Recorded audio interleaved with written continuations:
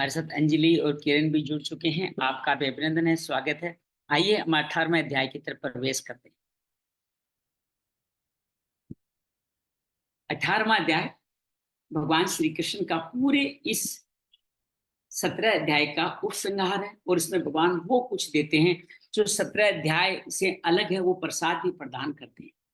18वां अध्याय में सुबह शुरुआत हमने अर्जुन के विषाद में पढ़ने से करी, जिसको हम लोगों ने अर्जुन विषाद योग पहला अध्याय का। अर्जुन युद्ध नहीं लड़ना चाहता, भगवान ने सांख्य योग, कर्म योग, ज्ञान योग के माध्यम से, संन्यास योग के माध्यम से उसको समझाया कि युद्ध करना ही तुम्हारा एकमात्र कर्तव्य है। निष्काम कर्म समत्वम योग, योग कर्म सुकौशलम के बारे में बताया। अपनी उत्पत्ति का कारण बताया, ये गीता कब कब किसको कहेगी उसके बारे में बताया। भगवान इसके अलावा यज्ञ की विधि बताई कि किस तरह से आपको ये यज्ञ अर्थात हवन करना है। प्राण में अपान का हवन, विषयों को इंद्रियों से विलक्त करने का हवन, योगाग्नि तपाग्नि के बारे में बताया। और फिर धीरे धीरे आत्म संयम योग में ले जाते हमारे को युक्ताहार, युक्त चेष्टा, युक्त विहार के बारे में भी बताया। साथ में श्रद्धा का जुड़ा होना बहुत महत्वपूर्ण है, इसके बारे में बार बार भगवान ने श्रद्धावान लभते ज्ञानम बताया। 7वें अध्याय ज्ञान विज्ञान योग में भगवान ने अष्टधा, प्रकृति, प्रकृति, परा, पुरुष के बारे में बताया। 4 तरह के भक्तों के बारे में बताया, अर्थार्थी, आर्थ, अर्थार्थी, जिज्ञासु और ज्ञानी के बारे में बताया। 8वें अध्याय में आकर के भगवान ने अक्षर ब्रह्म योग के बारे में बताया कि किस तरह से अक्षर ब्रह्म योग हमारे जीवन में कार्य करता है और ये कैसे एक व्यक्ति को अपना जीवन जीना और मृत्यु कैसे जीनी है वो बताया। कि अंत समय में आप अपने ध्यान को प्राण अपान के पास हृदय में ध्यान को स्थापित करके आप उस ध्यान को लेके जाएं। हमारे मूर्धा में ओम का उच्चारण करते हुए आप उत्तरायण अर्थात सत संपत्तियों के साथ में अगर आप प्राण त्यागें तो वो मोक्ष की प्राप्ति है। बड़ा सुंदर विधान बताया। 9वें अध्याय में भगवान ने इसी तरह से ज्ञान, राज विद्या, राजगुह्य योग के बारे में बताया। किस तरह से राज विद्या हम लोग जीवन में धारण कर सकते हैं, उसके बारे में भगवान ने बहुत सुंदर तरीके से इस ज्ञान के बारे में बताया और कहा कि ज्ञान करने वालों, इस पे चलने वालों का बहुत सुंदर तरीके से जीवन आगे बढ़ता चला जाता है। 10वें अध्याय में भगवान अर्जुन भगवान की जो 9वें अध्याय तक जो संयम विभूतियां भक्त में आती है उनके बारे में जानना चाहता है। भगवान सभी विधियों के बारे में, विभूतियों के बारे में बताते हैं कि कैसे ये विभूतियां हमारे जीवन का महत्वपूर्ण हिस्सा है। जो सिद्ध व्यक्तियों को जो योग में आगे बढ़ते उनमें स्वतः ही आती है। इस सिद्धि में भगवान ने हर चीज को शामिल किया। शिष्य की समस्त श्रेष्ठ कांति विभूतियां कहलाती है। हमारे शास्त्रों में इसको अष्ट सिद्धि नव निधि के बारे में भी बताया गया है। ये सब हर साधक के एक समय के बाद में योग साधना का स्वाभाविक स्वरूप है, जिसको पतंजलि विभूति पाद में बताते हैं। 11वें अध्याय में अर्जुन इन्हीं को वापस सदृश देखना चाहता है। उसको संशय होता है भगवान में विभूति है या नहीं। हर भक्त के मन में थोड़ा बहुत संशय रहता ही है, तो भगवान उसको अपना विराट रूप दिखाते हैं। अर्जुन डरता है, प्रार्थना करता है और उनसे चतुर्भुज रूप में देने की प्रार्थना करता है। भगवान कहता है हर अनन्य भक्त को मेरा ये स्वरूप, मेरा अस्तित्व सहज उपलब्ध है। और 12वें अध्याय में भगवान ने भक्ति योग के बारे में बताया कि एक भक्त के लिए मैं सहज उपलब्ध। और भगवान ने ये भी कहा कि जो तुल्य निंदा स्तुतिर मौनी, जो निंदा स्तुति में सम हो, सुख दुख में सम हो, जो यश अपयश को स्वीकार कर सकता हो, शीतोष्ण सुख दुख में रहता हो, वो भक्त मुझे प्रिय है, वही भक्त है। 13वें अध्याय में आप भगवान ने शरीर को क्षेत्र बताते हुए इसको जानने वाले को क्षेत्रज्ञ बताया और कहा कि मैं साक्षी भाव से अनुमंता, भर्ता, भोक्ता, महेश्वर बन के सबको अपने साथ जोड़ देता हूँ। भगवान ने क्षेत्रज्ञ की बहुत सारी विशेषताएं बताई। 14वें अध्याय में रजस तमस सत्व गुण की बात की कि किस तरह से तीनों गुण कार्य करते हैं। हम सब में तीनों गुण के कारण ही हमारा जन्म होता है। सत्व रजस तमस एक दूसरे को बढ़ा के बढ़ते रहते हैं। जैसा जीवन जीते हो, जैसा स्वभाव होता है, वैसा गुण के आधार पर ही होता है। और जैसे गुण बढ़ोतरी होती है उस गुण में ही आदमी मृत्यु होने पे सत्व वालों की ऊर्ध्व ऊपर के लोकों में अर्थात बहुत अच्छा जीवन मिलता है। धन दाने संपन्न देवता तुल्य। राजसी वालों को मनुष्य और जो तामसिक जीवन जीते हैं उनको अधो योनि में जन्म मिलता है। भगवान ने 15वें अध्याय में अपने शरीर एक जीवन को एक पीपल के उल्टे पैर की संज्ञा दी, जिसका तना ऊर्ध्व में ऊर्ध्व मूल मघम शाखम, और शाखाएं अनंत फैली हुई है हमारे अनंत जन्मों की तरह। जैसे जैसे इन शाखाओं में ऊपर आते जाते हैं अंतिम कोपल तक पहुंचते हमारी मुक्ति होती है। इसी में भगवान ने क्षर अक्षर और पुरुषोत्तम 3 तरह के पुरुष के बारे में 16वें अध्याय में भगवान ने देवा और आसुर संपत्तियों के बारे में बताया। हम सब में देविक संपत्तियां भी है, आसुरी संपदा भी है। अभी हम सत्व संशोधित 16-26 तरह की इस माध्यम से उन्होंने देवी संपत्ति बताई और 6 तरह की आसुरी संपत्ति बताई। नरक के 3 द्वार बताए, लाभ, लोभ, काम और क्रोध। 17वें अध्याय में भगवान ने बात की श्रद्धा तरह गुण विभाग की, इन्हीं गुणों का और विभाजन किया। पहले श्रद्धा के आधार, जैसी श्रद्धा वैसा फल। अगर आपकी सात्विक श्रद्धा है तो उसका अलग फल है, तामसिक वालों का अलग है, अलग अलग। भगवान ने कहा कि श्रद्धा वाला व्यक्ति ही आगे बढ़ता है। और अर्जुन यहाँ ये भी जानना चाहता, जिसकी श्रद्धा है लेकिन आपकी विधि जो बताई वो नहीं करा तो उसका क्या होगा? तो भगवान ने कहा जैसी श्रद्धा होगी उसकी उसको मुक्ति मिलने वाली है। भगवान ने देवताओं के बारे में बार बार कहते हैं, अन्य देव को पास आप जाएंगे तो वहां से मुक्ति नहीं मिलेगी, जो उनके पास है वो ही देंगे, वो खुद ही मुक्त नहीं है, और जो फल मिलेगा वो ही मेरे प्रति श्रद्धा के कारण ही मिलेगा। इस तरह भगवान बताते हैं और कहते हैं मेरा वचन बहुत आसान है, मेरा वचन करो, पत्रम स्वम फलम तोयम। ये आगे 9वें अध्याय में बता के उसी को यहाँ आगे और विस्तार करते हुए 17वें अध्याय में फिर यज्ञ, दान, तप के भी 3-3 विभाजन बताते हैं, और साथ में भोजन के भी विभाजन, यज्ञ, दान, तप 3 के विभाजन बताते हैं कि कैसे यज्ञ, सात्विक यज्ञ कैसे होता है, तामसिक कैसे होता है, दान और तप के बारे में भी बताया। और भगवान ने इसी के अंदर ओम तत्सत का भी बात किया।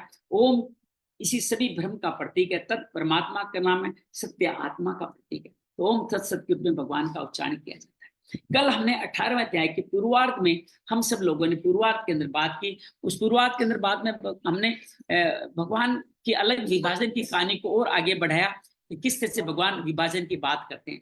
3 तरह के विभाजन की बात भगवान ने पहले कर दी। इसमें अर्जुन अलग क्वेश्चन पूछता है, संन्यास और त्याग के बारे में जानना चाहता है। तो भगवान कहते हैं कि त्याग कई तरह के बताए गए हैं, शास्त्रों में 4-5 तरह के त्याग की बात की गई, जिसके अंदर ये कहा गया कि आप सभी वस्तुओं का त्याग दे दें, या सभी कर्मों का त्याग दे दें, या कर्म फल का त्याग दे दें। ये ज्ञान, दान, तप को छोड़ के अन्य चीजों का त्याग कर दीजिए और सब त्यागने योग्य। भगवान अपना मत भी बताते, कहते हैं कि ज्ञान, यज्ञ, दान, तप कभी नहीं त्यागना चाहिए, और साथ में क्या त्यागना है, इन कर्म कलों का फल और कर्ता भाव त्याग दें तो मुक्ति सहज आसान होते हैं। फिर भगवान 3 तरह के त्याग के बारे में बताते हैं कि किस तरह से त्याग करें, सात्विक, तामसिक, राजसिक त्याग के बारे में बताते हैं, और ये बहुत सुंदर तरीके से त्याग के वर्णन किया जाता है। उसके बाद में त्याग के बाद में भगवान यज्ञ, दान, उसके बाद में भगवान 3 नए सवाल लेते हैं, जिसमें भोजन की बात करते हैं, सात्विक, राजसिक, तामसिक भोजन किस तरह से किया जाता है। सात्विक लोगों को सात्विक भोजन प्रिय होता है, जो सात्विक ऊर्जा और आपके ताजा भोजन जो ऊर्जा से भरा होता है। राजसिक व्यक्तियों को कट्वाम, लवणा, तीक्ष्ण ऐसे भोजन प्रिय है, और बासी, झूठा, जंक फूड तामसी लोगों को प्रिय होता है। इस तरह भगवान आगे चल के 3 और विभाजन करते हैं। वो करते हैं शरीर के बारे में विभाजन करते हैं, और किस तरह से हमारा जीवन चलता है उसके बारे में बात करते हैं। तो आगे चल के इस तरह से लगातार भगवान इन विभाजनों को बताते चले जाते हैं। सत्व, रजस, तमस के आधार पर इन सब का कैलकुलेशन करते हैं, और फिर कर्ता, ज्ञान, कर्ता और कर्म के भी विभाजन करते हैं, सुख का विभाजन करते हैं, सत्य का विभाजन करते हैं, तीनों आधार पर। और कहते हैं जीवन में जो भी कर्म है उसके 5 अधिष्ठान कहे गए हैं, जिनमें कर्ता अर्थात हमारा मन, उसके बाद में होता है करण अर्थात जैसे साधन हमें मिले, सात्विक, विजातीय प्रकृतियां वो करण, और उसके किए गए प्रयास जिसको चेष्टाएं, चेष्टा वही फलीभूत जिसमें साधन मिला, और साधन कैसे मिला, हमारे संस्कारों से मिला। इनके आधार पे सारा कर्म भगवान हमारे जीवन में बताते हैं किस तरह से ये जन्म का कर्म हमारा होने वाला है। भगवान इसी विधा को और आगे बढ़ाते हुए ये अलग अलग विधाओं के बारे में बात करते हैं। 18वें अध्याय की बाकी बातें भी भगवान उसके साथ में कहते हैं, ज्ञान, कर्म, कर्ता के इसी तरह विभाजन बताते हैं, और अंत में जाके भगवान इस जहां तक हमने बात की उसके अंदर भगवान कर्ता के तीनों के विभाजन, धारणा के, बुद्धि के और सुख के भी विभाजन करते हैं। इस सारे विभाजन बहुत अद्भुत है। आप चाहें तो वीडियो का लिंक आपको भेज रखा है, और मैं और भेज दूंगा, उसके आधार पे आप इसको कर सकते हैं। सुख के विभाजन के बाद में भगवान ये कहते हैं कि वर्ण व्यवस्था के बारे में बात दोबारा करते हैं, तीसरी बार करते हैं कि ब्राह्मण, क्षत्रिय, वैश्य क्या क्या होते हैं और वो कैसे जीवन में आगे बढ़ते हैं। ये जीवन में आगे बढ़ने की सोपान है। स्टार्ट हर व्यक्ति शूद्र होता है, अर्थात सेवा करके साधना सीखता है। धीरे धीरे साधन जुटाता है तो वही वैश्य बन जाता है, और उन साधनों को प्रयोग लगता है संयम और सोये के साथ तो क्षत्रिय। जब साधन पार लगा देता है तो वो कहलाता है आपके, ये उनको कहलाएगा, आपको ब्राह्मण कहलाएगा। तो भगवान इनके साथ पूरा वर्णन करते हैं किस तरह से ये कार्य करते हैं, और भगवान इसके साथ में ही आगे बढ़कर कहते हैं कि आपको अपने स्वभाव के अनुसार कार्य करना ही होगा। जो भी बुद्धि आपकी है, जिस तरह का आहार करोगे, जिस तरह की साधना करोगे, उसी तरह से आपका वैराग्य जैसा भली प्रकार प्राप्त हो जाएगा। तो आप मुरे में स्थापित हो जाएंगे, मेरे साथ काम कर लेंगे। तो ये हमने 53 तक श्लोक के बारे में कल हमने बात की। आज 54 श्लोक से हम लोग आगे बढ़ने वाले हैं। आपके साथ 54 श्लोक से मैं आगे की बात रखना चाहता हूँ, जो मैं रखने का प्रयास करूँ कि किस तरह से हम आगे बढ़ने की बात करें। तो मैं इसको अध्याय को 54 पे लेके जाता हूँ, जहाँ पे हम लोग बात करने वाले हैं। तो हम लोग 53 से ही चलिए शुरुआत कर लेते हैं, जहाँ पे हम लोग बात करते हैं। अहंकारं बलं दर्पं कामं क्रोध परिग्रहं विमुच्य निर्ममं शांतो ब्रह्म भूयाय कल्पते।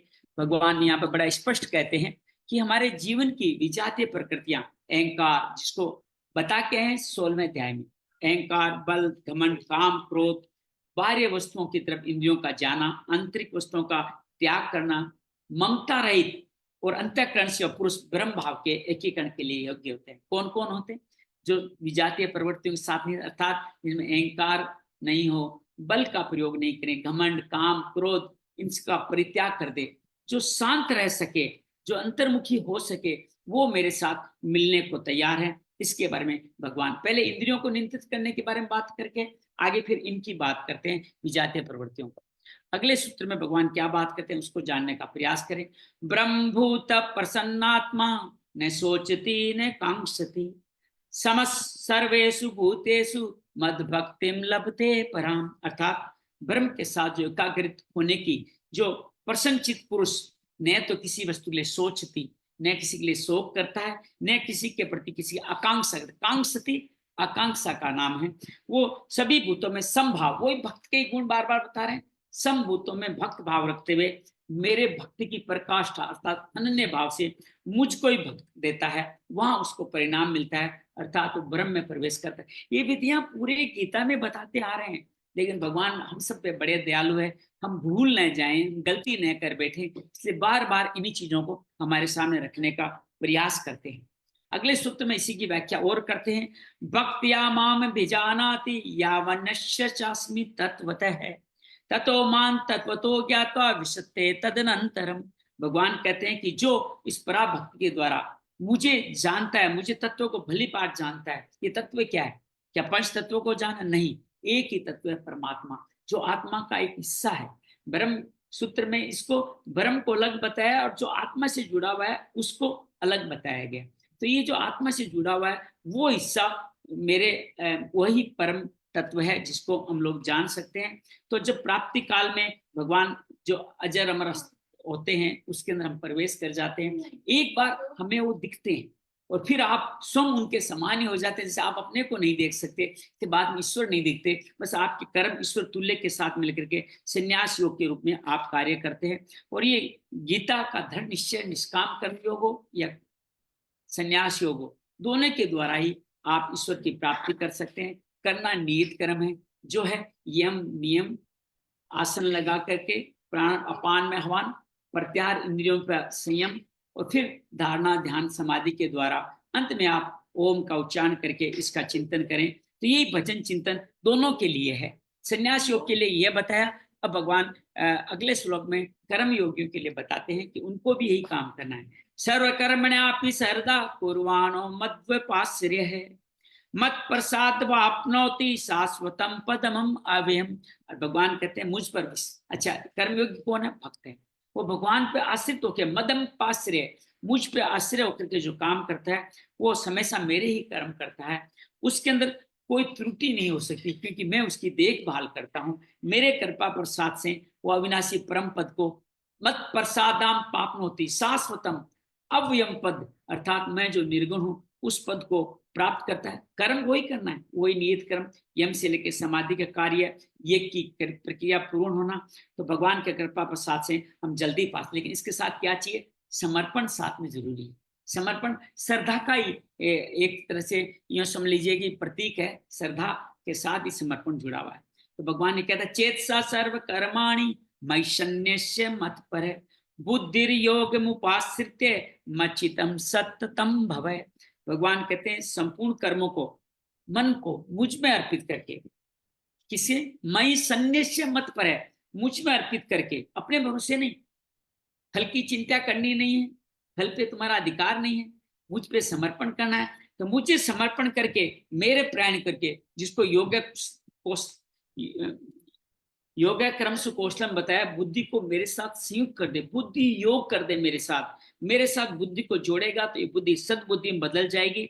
और आप बार बार मेरे अंदर ही चित्त लगाओ, मैं सभी दुखों का अंत करने वाला हूँ, परम तत्व परमात्मा में प्रवेश के लिए प्रक्रिया वही एक है, यम नीम से लेकर समाधि तक, याति ब्रह्म सनातनम। इसी पे भगवान आगे और कहते हैं मच्चित सर्व दुर्गाणि मत प्रसादात ऋष्यसि अचेत्व महंकारान न श्रोष्यसि विनंक्षसि। अर्थात मुझ में जो निरंतर चित्त लगा के मेरी कृपा से आप और हम चाहें, गुरुदेव जी तो मन इंद्रियों पे हम लोग नहीं कंट्रोल कर सकते, ये कैसे होगा? एक संत तो कहते हैं कि गुरु ही पकड़ करके आपकी श्वास को वर्तमान में ला देता है और आपको प्राण अपान में आह्वान करना सिखा देता है। यही भगवान यहाँ कहते हैं कि मेरी कृपा से ही तो मन और इंद्रियों को, दुर्गों को अवश्य पार कर जाएगा। और बड़ा सुंदर रामचरितमानस में वाचन किया गया है, इंद्रिय द्वार झरोका नाना। ये इंद्रिय है, अनेक झरोके हैं हमारे शरीर में, तैसे सुर बैठे करी थाना। इसके सब स्थान पे सुर अर्थात विजातीय प्रवृत्तियां बैठी है, जो इंद्रियों के विषयों के साथ आती है। आवत देखे विषय बयारी, इससे बार बार नए नए विषय बनते हैं। ते हटि दे कपाट उधारी, और ये सब आकर के आपको वापस वहीं लेके चल जाते हैं, कपाट खोल देते हैं, जिसमें अहंकार के कारण कहते हैं मेरे वचन नहीं सुनेगा, विनक्षसी तू नष्ट हो जाएगा। तो भगवान इस बिंदु को बार बार धड़ाते हैं, बार बार कहते हैं कि इस अन्य कोई विधियों से तुम पालन करोगे, किसी देवता के पास पालन करोगे, तुम्हारी मुक्ति नहीं मिलने वाली। तुम्हारी मुक्ति सिर्फ और सिर्फ यही सिद्धि करने पे होगा, मेरी इस बात को सुन। यही साधना कर्म को बार बार बताते हैं भगवान, हमें इस मार्ग पे चलने को कहते हैं। आगे भगवान इसी पे और बल देते हुए कहते यद अहंकार आश्रिते न योत्से इति मन्य से मिथ्येस व्यवसायस्ते प्रकृति स्वाम नियोक्षति। भगवान साफ कहते हैं जो अहंकार का आश्रय लेकर के ऐसा करेगा, अर्जुन को कह रहे हैं कि मैं युद्ध नहीं करूंगा, तो ये तेरा निश्चय मिथ्या है, क्योंकि तेरा स्वभाव ही तुझे युद्ध में लगा देगा। मतलब जैसे हम जैसा स्वभाव है वैसा ही जीवन जीते। गुरुदेव जी आज सिद्धासन में बैठे हैं, क्यों बैठे? इनका स्वभाव बन गया है, ये जहां कहीं बैठे इसी में बैठेंगे। अर्जुन का स्वभाव क्या है? वर्ण व्यवस्था में क्षत्रिय है, क्षत्रिय का कार्य स्वभाव से युद्ध करना। तो मैं तुम्हें रोकूंगा, तू कहता मैं युद्ध नहीं करूंगा, तेरे से ऐसा होगा ही नहीं। तो अहंकार के जनित होके कह रहे हैं अल्टीमेटली तुम्हें स्वभाव के अनुकूल कार्य करना ही पड़ेगा, अर्थात तुम्हें युद्ध में लग ही जाना पड़ेगा। भगवान इसको और क्लियर करते हुए कहते हैं स्वभाव जैन कौन्तेय निबद्धस्वेन कर्मणा, अपने कर्म से स्वभाव से बंधे हैं। कर्तुन्नेच्छसि मोहात् करिष्यस्य वशोऽपि यतत्, अर्थात मोहवश, मोह के कारण तू जिस कर्म को नहीं करेगा उसको भी अपने स्वभाव के कारण कर्म स्वेन कर्मणा, कर्म से बंधा हुआ परवश होके करेगा। इच्छा तो इच्छा से कर, काम तो तुझे करना ही पड़ेगा, क्योंकि यही तुम्हारा जीवन है। तुम्हारा जैसे माता जी कहती है आज खाना नहीं बनाऊंगी, लेकिन देखते बच्चे भूखे हैं, भगवान माता जी चाहे कुछ बोल रहे हैं मुंह से, लेकिन खाना बनाने में लग जाती है। तात्पर्य यह है कि आपका जो स्वभाव है, जो कर्म है, वो आपको करेगा। प्रकृति का संघर्ष तुम्हारे को, क्षत्रिय धर्म है ना, तो बरबस कर्म में लगाएगा ही लगाएगा। अब भगवान बताते हैं बहुत महत्वपूर्ण श्लोक है, मुझे बहुत प्रिय है, आप इसको श्रद्धा सुनिएगा। ईश्वर का स्थान बता रहे हैं, ईश्वर कहाँ रहता है वो बताने की बात कर रहे हैं, बड़ा अद्भुत है। ईश्वर सर्वभूतानां हृदय से अर्जुन तिष्ठति, हृदय में निवास करते हैं। ब्राह्म्य सन्य सर्वभूतानि यंत्रारूढ़ानि माया, ईश्वर सभी भूतों के हृदय प्रदेश में अर्जुन रहते हैं, लेकिन दिखते क्यों नहीं, हम देख क्यों नहीं पाते? ब्रह्म के कारण, माया रूपी जो माया के कारण बार बार भ्रमवश चक्कर लगाते रहते हैं, बाहर मंदिरों में ढूंढते हैं, देवताओं में ढूंढते हैं, बाहर ढूंढते हैं, अंदर नहीं जाते। ध्यान के द्वारा जब अंदर जाएंगे तो उसी परम तत्व का आप दर्शन कर पाएंगे। तो अब भगवान बता रहे ईश्वर अंदर है, शरण किसकी लें, उसी की लेनी है, लेकिन किस तरह लेनी है वो तरीका बताते हैं। तमेव शरणम गच्छ सर्वभावेन भारत, सभी भावों के साथ उसकी शरण में जाओ। तत्पश्चात पराम शांतिम स्थानम प्राप्स्यसि शाश्वतम, पूरे भावों के साथ जो हृदय देश में स्थित है, बिना किसी अन्य की शरण लिए हुए उसके पास तुम जाओ, और वो कृपा पश्चात परम शांति तुम्हारे को मिलेगी जो शाश्वत है। तो कहाँ खोजना है, हृदय देश में खोजना है। हम लोग मंदिरों में जाके खोजते हैं, मन के अंदर जाने को ही मंदिर कहा गया, लेकिन हम उसको बाहर ढूंढने की कोशिश करते हैं। वहां देवता है जो आपको फल तो देंगे, लेकिन सारे फल नाशवान है, क्यों, खुद ही मुक्त नहीं है, तो आपको कैसे मुक्त कर देंगे। तो आप भगवान कहते हैं कि तुम, गीता का सारांश यही है कि मैं सर्वत्र हूं, लेकिन प्राप्त कहाँ होगा, हृदय प्रदेश में ध्यान करने से।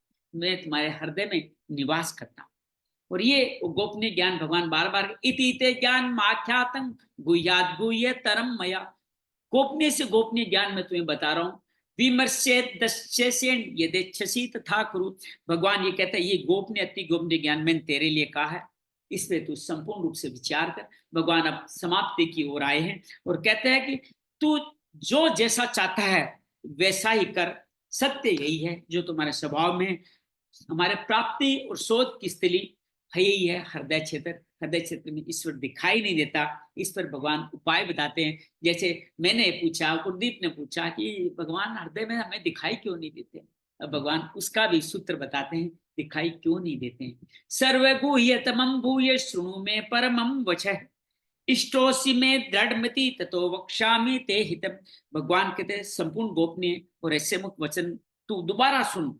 बार बार कहते तू मेरा बहुत प्रिय है, मैं तुम्हारा हित चाहता हूं, इसलिए मैं तुम्हारे लिए बार बार कहूंगा। जैसे कई बार हम परेशान हो जाते हैं, माँ बार बार ये कहते ये करो ये करो, हम बच्चे हैं क्या समझ जाएंगे, लेकिन माँ जानती है तुम बार बार भूल कर सकते हो।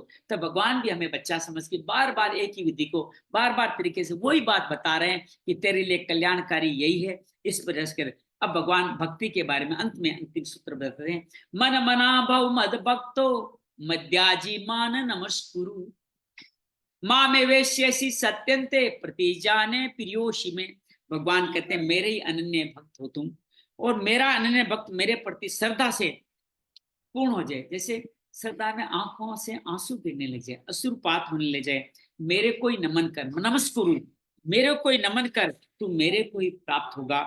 ये मैं तेरे लिए सत्य, माँ में वैश्यसी सत्यम, मैं ये प्रतिज्ञा करता हूं कि तू मेरा अत्यंत प्रिय है। तो भगवान क्या कहना चाहते हैं, एक बार तो कहते हैं तू हृदय प्रदेश में मैं स्थित हूं वहां जा, अब कहते हैं मेरी शरण में आ। तो भगवान कहना क्या चाहते हैं, भगवान ये कहना चाहते हैं कि आप हृदय प्रदेश में जाइए, भगवान नहीं है तो सदगुरु की शरण में जाइए, वो आपको उसी ईश्वर के दर्शन करने की विधि बताएगा, जो सुदर्शन क्रिया हो सकती है, धारणा ध्यान समाधि है, और अब समर्पण कैसे करना है। और ये गीता का सार है। अब अगला श्लोक आ रहा है, पूरे गीता का सार है, सबके लिए सहज है।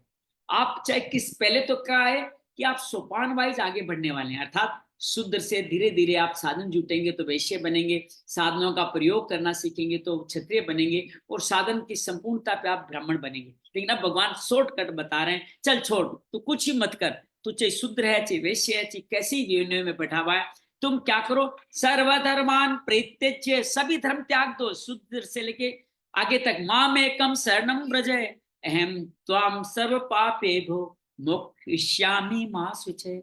गीता का सार यही है, सभी धर्म, आप जिस भी लेवल पे हो, जैसा भी कार्य करे हो, आप सोचते हो वो बहुत आगे चल गए गुरुदेव जी, तो मैं तो आज बड़ा हूं, मेरा कल्याण कैसे होगा, गुरुदेव जी का श्याम जी का जल्दी कल्याण हो जाएगा, 15 साल से कार्य करें, नहीं, भगवान ने सब बताया, तुम सारे धर्म छोड़ दो, बस हर भावों से संपूर्ण भाव के साथ मेरी शरण में आ जाओ, मैं तुम्हें सभी पापों से मुक्त कर दूंगा, मोक्ष प्रदान कर दूंगा, ये मेरे मां शुचय, ये मेरी प्रतिज्ञा है।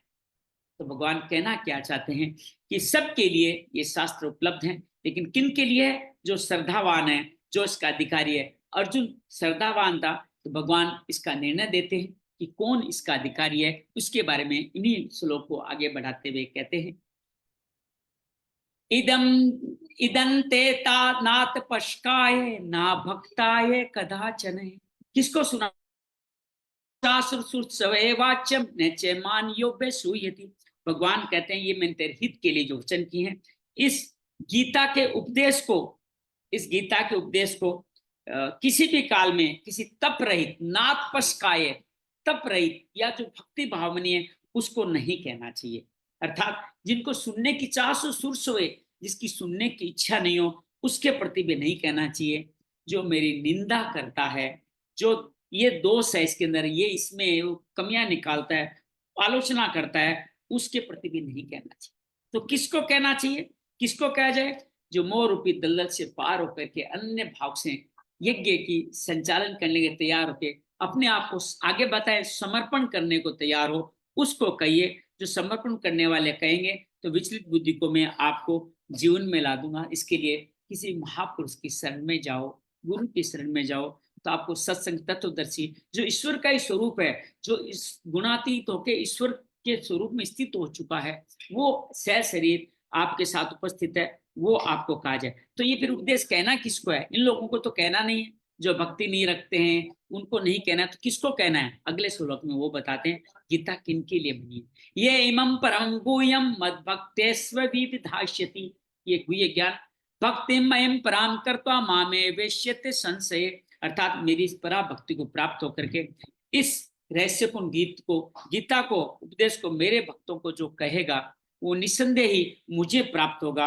अर्थात वो जो सुन लेगा, मुझे जो सुन लेगा, जो भले प्रकार से हृदयंगम कर लेगा, उस पर चलेगा, वो पार पा जाएगा। तो यह आप सब सुनने वालों को, मैं भी श्रोता हूँ, हम सब लिखा गया है, अगर भक्ति भाव से सुनोगे, खाली सुनने मात्र से ही तुम्हारा कल्याण हो जाएगा। कितना सहज कर दिया रास्ता। शुरुआत में संन्यास योग, ध्यान योग, कर्म योग, भक्ति योग, यज्ञ, समर्पण, श्रद्धा, भक्ति, क्षेत्र क्षेत्र की बातें, गुणातीत सारी बातें करी, संपत्तियों के बारे में बातें की, विकार को बात, नरक की बातें करी, गुण त्रय विभाग के बारे में बात की, त्याग, भक्ति, सुख दुख की बातें करी, सबका विभाजन किया। और अंत में क्या कह दिया? सब बताने के बाद में कि मैं, जो मेरा ये भक्ति से सुन लेगा उसको भी मैं पार लगा दूंगा, ये सुनने के लिए कहा है। अब मेरे जैसे जो भक्त, आप सब भी मुझे लगता है कभी न कभी गीता किसी को कहेंगे, हम सब के लिए भगवान क्या कहते हैं? नैत तस्मान मनुष्यसी कश्चिन में प्रिय कृतम भविता न च मैं तस्मात् अन्य प्रियतरो भवि, अर्थात उससे बढ़कर, गर्व सा हो रहा है मेरे को पढ़ करके, उससे बढ़कर मेरा अतिशय प्रेमी भक्त कोई नहीं है। जो मेरे इस उससे पृथ्वी में, पूरे पृथ्वी में ऐसा कोई मुझे प्रियतरो भुवि, उससे ज्यादा प्रिय कोई नहीं है, जो भक्तों में मेरा उपदेश करेगा और जो उनको उस पथ पर चलाएगा, जो कल्याण का यही एक स्रोत राजमार्ग है। तो ये भगवान ने इनके बारे में बताया, जो इसका उपदेश कर रहे हैं। अपने घर में भी आप अपने बच्चों को, सबको गीता सुनाएं, ये आपके लिए, उन सब के लिए कल्याणकारी है।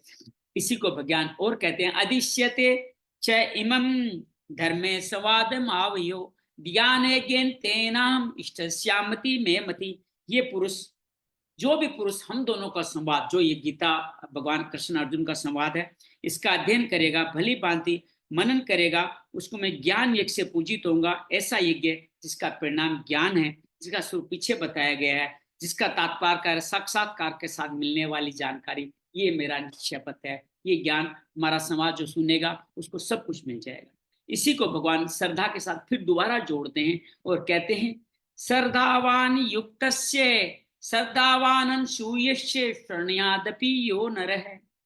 श्रद्धा से युक्त जो सुनेगा सोपि मुक्त सुभान लोकान प्राप्नुयात् पुण्य कर्म नाम, अर्थात श्रद्धा से युक्त, ईर्ष्या रहित होकर के जो इसको सुनेगा वो पाप से मुक्त होकर उत्तम कर्म करने वाले श्रेष्ठ लोगों को प्राप्त होगा। अर्थात करते हुए न पार भी लगे तो केवल सुनने मात्र से भी इसका कल्याण हो जाता है। भगवान ने 68 से लेकर के 71 तक भगवान ने इस गीता के बारे में बताया कि कौन सुनने वाले को क्या मिलेगा, कौन नहीं, किसको नहीं कहना चाहिए, किसको कहना चाहिए, कहने वाले को क्या मिलेगा, सुनने वाले को कहेगा। तो भगवान तो स्पष्ट कह रहे हैं जो भी श्रद्धा से इस गोपनीय पथ पे लेके चलेगा तो वो पार हो जाएगा। अब भगवान पूरी कहानी को पटाक्षेप करते हुए अर्जुन से सवाल पूछते हैं, अर्जुन कुछ समझ में आया तेरे को? आप सब भी अर्जुन है, हम सब भी अर्जुन है। तो आइए अर्जुन से भगवान क्या कहते हैं अंतिम बार वो देखते हैं। कच्ची दे तच्युतम पार्थवेकाग्रेण चेतसा, भगवान का अंतिम वाक्य है। कच्चित ज्ञान सम्मोह प्रनशस्ते धनंजय। भगवान कहते हैं कि तेरा मेरा वचन सुन करके तेरा एकाग्र चित्त होकर तुमने सुना है, क्या एकाग्र होकर सुना है, क्या पार्थ तेरा मोह से जो उत्पन्न मोह था कि मैं इनसे नहीं लड़ूंगा, इससे मुक्ति मिली, तुझे कैसा लगा, क्या है, मुझे कुछ तो बता। इतनी मैं बातें कर रहा हूँ, 45 मिनट से बोल रहा हूँ, 18 अध्याय के 584 श्लोक बोल दिए, अब तो बता। अब भगवान नहीं बोलेंगे, अब अर्जुन कहता है कि मुझे क्या मिला, हम सब भी यही कहें अर्जुन के साथ मिलकर, अर्जुन उवाच है, हाथ जोड़ के कह सकते, नष्टो मोह स्मृतिर्लब्धा तत्व प्रसादन मयाच्युत है, स्तोस्मि गत संदेह करिष्ये वचनम तुम। हम भगवान को कहते हैं, हे भगवान आपने जो वचन कहा है मेरा मोह नष्ट हो गया, मुझे स्मृति प्राप्त, क्या स्मृति प्राप्त होगी, अपने धर्म की, मेरे क्षत्रिय धर्म की, जो मेरा स्वभाव है उसके अंदर मुझे प्राप्त हो गई। जो रहस्यमय ज्ञान आपने जो मनु को कहा, वो संसार स्थिति अब मैं स्थिर हो गया हूँ, आपका आज्ञा क्या पालन करूंगा। सैन्य निरीक्षण के समय अर्जुन ने क्या कहा, मैं युद्ध नहीं करूंगा, प्रभु कह रहे हैं मैं आज्ञा क्या पालन करूंगा। भगवान ने कहा कि मैं स्वजनों को मार के कैसे सुखी होऊंगा, और इससे तुम्हारी वंश खत्म हो जाएगा, पिंडों तक प्रक्रिया खत्म हो जाएगी, हमारे परिवार के लोग वर्ण संकर हो जाएंगे। तो भगवान इससे युद्ध बंद करना बंद कर देता है, उसके बारे में भगवान बार बार अर्जुन ने जो जो सवाल पूछे उन सवालों का एक बार दोहरा लेते हैं। पहले दूसरे अध्याय के 7वें श्लोक में पूछा भगवान ने कि वो साधन मेरे लिए कहे जिससे मैं परम श्रेय को प्राप्त हूँ। भगवान कर्म योग की बात करते हैं यहाँ पे। 54वें श्लोक में भगवान जब कर्म योग में कहते हैं स्थिति प्रज्ञा स्थित बन जाएगा, तो पूछते थे स्थिति प्रज्ञा महापुरुष के लक्षण क्या है वो मुझे बताइए। तीसरे अध्याय का पहला श्लोक की पूछता है ज्ञान योग और कर्म योग में श्रेष्ठ कौन सा है। 36वें श्लोक में कहता है कि मनुष्य न चाहता अभी किसके प्रेरणा से पाप का आचरण करता है, भगवान कर्म फल बताते हैं यहाँ पे। चौथे अध्याय में कहते हैं कि आपका संशय, आपका जन्म तो अब हुआ है, पर आप कहते हो मैंने ज्ञान सूर्य को, मनु को, विश्वान को कहा, ये कैसे मान लूं मैं। 5वें अध्याय में फिर दोबारा पूछता है, पहले श्लोक में आप कभी ज्ञान योग की प्रशंसा करते हैं, कभी कर्म योग की प्रशंसा करते हैं, मुझे एक निश्चित किया हुआ मार्ग बताए जिस पे चलूं। 6ठे अध्याय में भगवान जब बताते हैं मन को नियंत्रित करते हैं, मन तो चंचल, वो तो किसी जगह टिकेगा नहीं, तो मैं सीधे प्रयत्न वाला किस गति को प्राप्त होगा। तो भगवान सुंदर तरीके से बताया कर्म का नाश नहीं है, अगला जन्म फिर उससे आगे तू शुरू कर लेगा और तेरे को श्रीमंतों का जन्म मिलेगा। 8वें अध्याय में भगवान जो 7वें अध्याय में सवाल रखते हैं उनके बारे में पूछता है, ब्रह्म क्या है, अध्यात्म क्या है, अधिदेव क्या, अधिभूत क्या, अधियज्ञ कौन है। और भगवान 8वें अध्याय में इन सब का जवाब देते हैं। और ये 7 प्रश्न कैसे आप मरने गुणातीत को कैसे जानने में होंगे वो बात ही बता रहे हैं। 10वें अध्याय में भगवान उनकी सभी विभूतियों के बारे में जानना चाहता है कि चिंतन करता है मैं किन किन भाषाओं द्वारा आपका स्मरण करूं, अर्थात विभूतियां जानना चाहता है। 11वें अध्याय में उनको चौथे श्लोक में देखना चाहता है। 12वें अध्याय में पहले फिर कहता है तो जो अनन्य श्रद्धा से लग करके बिना आपकी क्या बोलते हैं भली भांति उपासना करते हैं और जो अक्षर अव्यक्त की उपासना करते, निर्गुण और सगुण का सवाल पूछा, उनमें से श्रेष्ठ कौन है, तो भगवान सगुण को श्रेष्ठ बताते हैं, उसको भक्त बताते हैं, भक्ति योग की बात करते हैं। 14वें अध्याय में फिर अर्जुन पूछता है कि तीनों गुणों से अतीत व गुणातीत पुरुष कैसा है, उसके क्या लक्षण है, उसके बारे में भगवान उसको बताते हैं। 17वें अध्याय में भगवान फिर कहते हैं तो शस्त्र विधि से जो आपने बताया वो विधि नहीं करता, लेकिन श्रद्धा है उसकी मुक्ति कैसे होगी। भगवान का जैसी श्रद्धा वैसा उसको फल मिलेगा। और 18वें अध्याय में पहला श्लोक में पूछता है मैं त्याग और संन्यास के स्वरूप को जानना चाहता हूँ। अब अर्जुन कहता है कि मेरा मोह सारा लुप्त हो गया। तो ये था अर्जुन का पूरा संवाद। अब जो इसका दर्शक है, कमेंट्री करता है संजय, वो निर्णय देता है। संजय उवाच इत्यहं वासुदेवस्य पार्थस्य च महात्मने संवादमिमं श्रोषम अद्भुतम रोम हर। भगवान कहते हैं कि मेरे रोम, संजय कहते हैं मेरे रोमांच हो रहा है कि यहाँ पे तो एक साधु अर्जुन एक महात्मा है, साधक है, यहाँ तो कोई योद्धा नजर नहीं आ रहा, ये युद्ध करने के लिए खड़ा हुआ धनुर्धर है नहीं। तो आप इस विलक्षण रोमांचक संवाद को आपने सुना, आपने सुनने की अर्जुन का संवाद संजय कहता है धृतराष्ट्र को आपने सुना और आपको मैं सुना पाए क्षमता मेरे में कैसे आई। यहाँ व्यास का कर्तव्यता अर्पित करेगा। व्यास प्रसादा छुत्वान एतत् गुह्यम मम मरम, मुझे व्यास के आशीर्वाद से प्रसाद मिला। योगम योगेश्वर कृष्णात् साक्षात कथयतम स्वम, मुझे भगवान व्यास के माध्यम से कृपा से इस परम गोपनीय ज्ञान को मैंने साक्षात सुना और मैंने आपको ये बताया। और भगवान कृष्ण योगी है, वैसे ही व्यास भी उसी का स्वरूप है। 24 अवतार में व्यास भी आते हैं, वही ये दिव्य दृष्टि जा सकते हैं। आगे वो अपना निर्णय अगले 3 श्लोकों में देता है। राजन संस्मर्ते संस्मर्ते संवादम्यम अद्भुतम केशवार्जुन यो पुण्यम हर्ष्यामि च मुहुर्मु। हे राजन, केशव अर्जुन के बीच में परम कल्याणकारी अद्भुत संवाद को पुनः पुनः स्मरण करके मैं बार बार हर्षित हो रहा हूँ। इस संवाद को हमें सदैव स्मरण रखना चाहिए, स्मृति से प्रसन्न होना चाहिए, उनके स्वरूप का स्मरण करके। संजय कहते हैं धृतराष्ट्र तो कुछ और सोच रहा होगा, लेकिन संयमी संजय यही कहता है। तत् संस्मर्ते संस्मर्ते रूप मत्यद्भुतम हरे विस्मयो में मान राजन श्यामी च पुनः पुनः। हे भगवान, हे राजन, हरि के इस अद्भुत रूप को बार बार स्मरण करके मेरे चित्त में महान आश्चर्य होता है, मैं बार बार हर्षित होता हूँ। ये स्वरूप बार बार स्मरण करने की वस्तु है। और अंतिम श्लोक गीता का, जिसमें अर्जुन संजय निर्णय देता है अपने मालिक के सामने, उसको स्पष्ट कह देता है कि तुम्हारा बेटा हारने वाला है।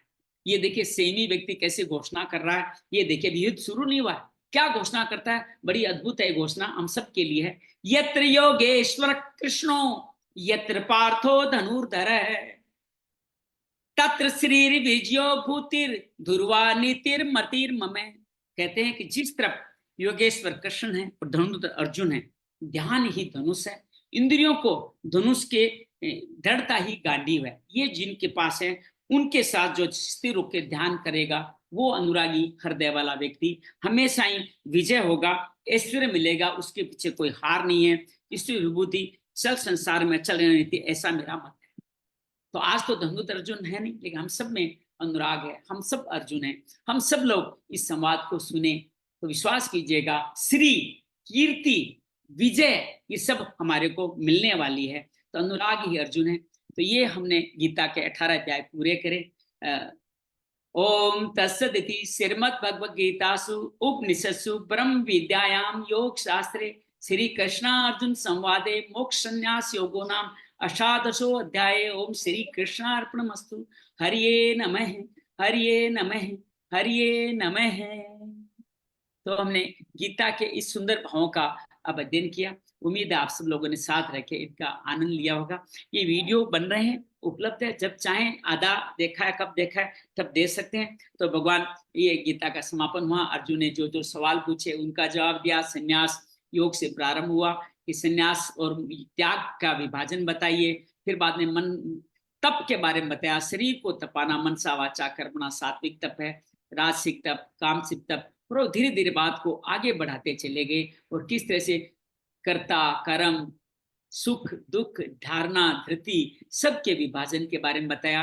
वर्ण व्यवस्था के बारे में दोबारा बताया। स्वभाव के अनुसार तुम्हें इस काम में लगना ही पड़ेगा, इस बारे में बताया। और भगवान ने स्पष्ट कहा कि इधर उधर मत भटक, अंत में हृदय के में तुम्हारा स्थित हूं, वहीं पे आ जाओ। तुम देख क्यों नहीं पा रहे हो, चारों तरफ माया है। माया के बारे में एक बार मैंने वीडियो बनाया था, कभी आगे कभी जिक्र करेंगे। आज थोड़ा समय संक्षिप्त है। तो अर्जुन से पूछता है तेरा मोह नष्ट हुआ क्या? तो अर्जुन कहता है हाँ मैं मुक्त हुआ। कहता है कि जहां दोनों हैं वहीं विजय। दोनों कौन है साहब? एक तो हमें अर्जुन अब थोड़ी आएगा, हमारे लिए है ये गीता। हम जो अनुराग रखते हैं भगवान में, हम अर्जुन हैं। और ईश्वर जिनकी मुक्ति करने वाले हैं अनन्य भाव से, समर्पण भाव से। भगवान ने निर्णय दे दिया ना। इसका सार क्या है गीता का? सभी धर्मों को त्याग कर मेरी शरण में आ जा, मैं तुम्हें मुक्ति दिलाऊंगा। मैं इसकी प्रतिज्ञा करता हूँ। हम अपने घर में बच्चों के तुम प्रतिज्ञा करो, ये करोगे ना। यहाँ तो भगवान प्रतिज्ञा कर रहे हैं कि तुझे कुछ करना धरना नहीं है, बस तुम मेरे पे समर्पित होकर कर्म को करना पड़ा। तो ये था गीता का स्वामी अरग्रानंद जी को, गीता परिवार को, श्री श्री रविशंकर जी को, स्वामी राम सुखदास जी को, गीता प्रेस को, और जिन माता पिता और मेरे नानी जी जिनसे मैंने गीता का ये पढ़ने का डीएनए में संस्कार पाया, उन सबको नमन करता हूँ। आप सभी हृदय भक्तों के हृदय में रचित भगवान को भी नमन करता हूँ। आप और सब मिलके गीता को धीरे धीरे पढ़े। मैंने 108 बार पढ़ा है, अभी भी लगता है मैं कुछ नहीं जानता। तो प्लीज इसको बार बार पढ़े, हर बार नया संदेश नया ज्ञान हमें इसके माध्यम से मिलने वाला है। बहुत बहुत धन्यवाद, बहुत बहुत आभार आपका। किरण कुछ कहना चाहती है तो कहें। अंजलि सर एक तो आपको थैंक यू कहना है, आपकी प्रेरणा से मैंने ये बुक मंगवा ली गीता अरे की। वाह, बहुत बढ़िया, बहुत बढ़िया, बहुत सुंदर, बहुत और दूसरा, जो आप जिस तरह से व्याख्या करते हैं ना, वो मेरे लिए एक अद्भुत है। क्योंकि आपने उसमें अपना कुछ एडिशन नहीं किया है, जो वो चीज कह रही है वो ही आपने दिया। तो मुझे सबसे पिन पॉइंट जो लगा ना इतने सालों में, वो मुझे सबसे बेहतर लगा। और एक रिक्वेस्ट मैंने पहले भी की थी, जो आपने 4 अध्याय नहीं करे हैं उनको भी कर दो, ताकि ये प्लेलिस्ट कंप्लीट हो जाएगी। मेरे को बहुत मतलब मुझे बहुत अच्छा लग रहा है इसीलिए। बिल्कुल सही। कल कल इसी टाइम पे इसी लिंक पे हम पहला अध्याय करेंगे, बात खत्म। इसी वो पे जो 4 रह गए हैं ना, सात तो पैंतालीस से हमारा मैं कोर्स आपको, खत्म होगा। 7:45 पे शुरू करेंगे और पहला अध्याय, दूसरा अध्याय, 4 दिनों तक चारों अध्याय करेंगे। फिर इसका पूरा उपसम भी करेंगे। ये सारा पूरा सार का एक अध्याय, एक पूरा और करेंगे, जिसमें उपसंहार करेंगे, सारी बातों को पूरा रिपीट करेंगे। ये 5 चैप्टर हम और बनाने वाले हैं, 5 और हाँ बनाने वाले हैं। तो 5 पे हम गीता पे इसको संपूर्ण करेंगे। चौथा अध्याय इसलिए भगवान ने अंत में रखा, उसमें यज्ञ की विधि है, करना क्या है। 14 तरह की विधियां बहुत अद्भुत है। साधना की विधि चौथे अध्याय में बताई है। तो पहले में सांख्य योग कर्म योग है, लेकिन मुख्य विधि चौथे अध्याय में बताई है, जिसको बहुत सुंदर तरीके से हम लोग जान पाएंगे। और थैंक यू। मैंने आपके इसको कई कई बार सुना है, मतलब मुझे एक नई नई अनुभूति होती रहती है, तो इसलिए आपने एक बात थैंक की यू। किरण, मैं अक्सर ना कई संतों से, हालांकि मुझे ऐसा नहीं करना चाहिए, मैं उनसे झगड़ता रहता हूँ, उनके सामने नहीं, मन ही मन झगड़ता हूँ कि गीता, श्रीमद् भागवत, देवी भागवत, शाश्वत या गुरु ग्रंथ साहिब, इनमें इतना कुछ सुप्रीम नॉलेज लिखा गया है, इसमें आप मिलावट कैसे कर सकते हो। आप वही सुप्रीम में कुछ वही भी मिलावट करोगे, वो उससे तो नीचे के ज्ञान ही होने वाला है ना। और अक्सर मैं देखा हूँ लोग बिल्कुल बिल्कुल। मानस पढ़ते हैं 9 दिनों तक, और पता नहीं तीसरे चौथे अध्याय में कुछ श्लोकों को पढ़ के ही चले जाते हैं, सूत्रों को पढ़ते हैं, और बाकी चीजों नई चीजें डाल देते हैं। अरे शुद्ध ज्ञान में नया कैसे मिला सकते हो। जो मिला दे वो शुद्ध को अशुद्ध ही करने वाला है। तो मेरा ये मुख्य भाव है कि वही ये जो बात करो, हाँ आप समझाने के लिए एक दो उदाहरण दे दो, लेकिन मुख्य धारा को हाँ, सिस्टम पे बने रहो। वही सर। वो नहीं, अब मैंने 1 घंटे में कार्य कर रहा हूँ, इसको 3 घंटे में भी एक अध्याय कम पड़ जाएगा अगर इन बातों को हाँ फैलाए, जी। तो आदमी भाग जाता है। चलिए। और एक रिक्वेस्ट और थी, जो आपने पिछले महीने बोला था कि आप महीने में कई बार फास्ट रखते हैं, तो उसकी विधि भी आप महीने में वो जो हमारा ग्रुप है उसमें पोस्ट कर दिया करें, हम आपके सहयोग से हम भी कर लेंगे। मैं उसका वीडियो तो पोस्ट कर दूंगा। अभी नवरात्र आएंगे, नवरात्र से पहले मैं 2 या 3 दिन खाली उपवास के संदर्भ में अलग से बात करूंगा। उपवास के हाँ, संदर्भ तो में बात उसका करूंगा। उसका सर नवरात्र ग्रुप से में भी पहले डालिएगा, हम भी उपवास का आपके क्या साथ महत्व है, करेंगे। कैसे करना चाहिए, क्या करना चाहिए, लिंक तो मेरा एक बनाया हुआ वीडियो में डाल ही दूंगा आपको। और इसके नए अपग्रेडेड जानकारी में बात भी करेंगे। वो वीडियो मैंने कोरोना काल में बनाया था, अब हम उसको नए तरीके से समझेंगे। उस वीडियो का लिंक तो मैं आपको भेज रहा हूँ, हमारे चैनल पे है। फिर हम लेकिन हम आपके इसको, साथ ही कर लेंगे ना, हाँ इसीलिए दोबारा हमारे हम लिए लोग इसको बेनिफिट हो जाएगा। दोबारा करेंगे। उसी ज्ञान को थोड़ा अपग्रेड करेंगे, जो अनुभव में अब आ गया है। उस टाइम तो मैं ज्ञान के आधार पे बात कर रहा था, अब अनुभव के आधार पे बात करूंगा, या जीवन में अब ये जो चल रहा है उसके आधार पे बात करूंगा। तो बहुत अद्भुत है। Thank you so much sir, बहुत थैंक यू। धन्यवाद। साथ में लेके चलिएगा सर, ऐसे ही प्लीज। बुद्धि जी कैसे हैं आप, आनंद है। अंजलि कुछ कहना है आपने, आप तो गीता जी ऑलरेडी में जुड़े हुए। जी अंजलि। जी सर, इतना शुद्ध ज्ञान आपने इतनी सुंदर व्याख्या के साथ में समझाया। आज पता चला कि हम स्वयं अर्जुन हैं। हमें मुझे नहीं पता था कि हम ही अर्जुन हैं, और हम ही ये सवाल भगवान ईश्वर से कर रहे हैं। अब समझ में आया धीरे। सर आपने इतनी सुंदर व्याख्या की है हर चैप्टर की, कि बहुत ही अच्छी तरह से हमें समझ में आया है यह ज्ञान। बहुत अच्छा सर, बहुत अच्छा किया। हमारे में अनुराग हुआ, गीता पढ़ रहे हैं, अनुराग हुआ ना, अनुराग ही अर्जुन है। संत व्याख्या देते हैं हमारे हृदय में राग से हट करके जब भगवान में हमारा मन लग जाए, वो अनुराग है। और हम अर्जुन अर्जना करना चाहते, कुछ पाना चाहते हैं, अनुराग से ही पाया जा सकता है।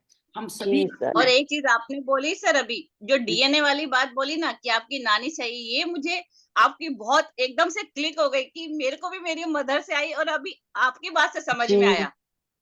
मेरी नानी बिल्कुल रोज बिल्कुल पाठ सर। पढ़ती, मेरी माँ एक अध्याय पढ़ती, पिताजी रोज अध्याय पढ़ते थे। मैं खाली देखता हम्म। था, मैं कभी नहीं सुनता था। लेकिन उनके पढ़ने मात्र से मेरे में अपने आप आ गया। आज देखो मैं इतनी बार गीता की 2 बार व्याख्यान कर लिया, हर रोज पढ़ना करना, सीखना सिखाना, कंठस्थ करना गीता को सीख, तो और ये आप जो इनसे वो किया हुआ आप कर्म जो है। बात और आप विश्वास, जो वो बात आप जो कहते कर रहे हैं थे, ना, इसका फल आपकी संतति तक भी पहुंचेगा, ये और ध्यान रखिएगा। नहीं मेरा आप एक सर, 6 साल का पोत्र मेरे को देख के पता नहीं क्या, कभी आंख लगा कैसे ध्यान करने बैठ जाता है, कभी कुछ करके मंत्र बोलता है, पता नहीं क्या क्या करता है। मैं तो दृष्टि देख रहा हूँ कि ये आने वाली पीढ़ी अगर किसी तरह से इन संस्कारों में चली जाए, तो हम सबका सर कल्याण हो जाएगा, हम सर सब। एक चीज आपने रिलेट करी थी ना, जो मरमा के साथ भी आपने रिलेट करी थी कि हमारा कोई ऐसा होगा जो आप वाण शैया पे बताते हैं, बीच में पितामह लेटे हुए थे, तो हमारा कोई उस टाइम से संबंध होगा, तभी हमारे जीवन में मर्म आया। सर वो भी बहुत मतलब मेरे को छू गया, मतलब सोचने पे मजबूर किया उस बात ने कि तो हमारा साहब कुछ तो ऐसा ये और कहते हैं संबंध कि है। आप जब किसी मर्म करते हो ना, आपने कर्मों का अपना उद्धार करते हो। जिसका कर रहे हो, पता नहीं किस जन्म में आपकी माँ रही होगी, किस जन्म में आपका बाप रहा होगा, किस जन्म में आपका पुत्र रहा होगा, किस जन्म में भाई रहा होगा। तब आप उनसे वो स्नेह नहीं जता पाए थे, उनके प्रति अपने जो कर्तव्य निभा नहीं पाए, या कुछ आपने कर्म ऐसे करे कि क्षमा मांगनी है, वो भी आप मर्म के द्वारा कर सकते हो। मर्म मुक्ति का मार्ग, मर्म मुक्ति का मार्ग है, जिसके माध्यम से हम आगे बढ़ सकते thank you so much sir, इतना हैं। ग्रेसफुली और थैंक इतना यू अच्छे से किरण। समझाने के लिए। गुरदीप, आप बहुत अंत में हमारे साथ जुड़े, लेकिन अंत में जो अंत भला सो सब भला, इसमें आप जुड़ गए तो हम सब लोग बहुत सुंदर तरीके से समझा। और मैं इसके लिए हमने गीता ज्ञान यज्ञ बोल के एक व्हाट्सएप समय बना रखा है। जब 18 अध्याय पूरे हो जाएंगे तो उनके लिंक और उसका पूरा मैटर मैं दोबारा डालूंगा, व्याख्या दोबारा डालूंगा, तो उसको एक बार पढ़िएगा, लोगों को भी पढ़ाइएगा। देखिए भगवान ने जी ये सर। कहा है, आपके द्वारा जो कुछ सुनेगा उसका फल आपको भी मिलने वाला है। आपके द्वारा इस मार्ग में आएगा तो आप भी उपदेशक बन जाएंगे, आपका भी कल्याण हो जाएगा। चलिए, बिल्कुल सही बहुत बहुत बात है सर, धन्यवाद, थैंक भगवान यू, की प्रार्थना। धन्यवाद धन्यवाद धन्यवाद। योगेशम सच्चिदानंदम वासुदेव व्रज प्रियम धर्म संस्थापकम वीरम कृष्ण वंदे जगत गुरु, श्री कृष्ण वंदे जगत गुरु। हरिओम तत्सत, हरिओम तत्सत, हरिओम तत्सत। बहुत बहुत नमन, बहुत बहुत आभार, मंगल थैंक हो। यू सर, कल थैंक फिर यू, जुड़ेगा, पहले अध्याय से यात्रा शुरू कर रहे हैं। कल यही 7:45 पे जुड़ेंगे और लगभग 9 बजे से पहले पहले हम संपूर्ण कर देंगे। बहुत बहुत जी धन्यवाद। Sir, thank you. लिंक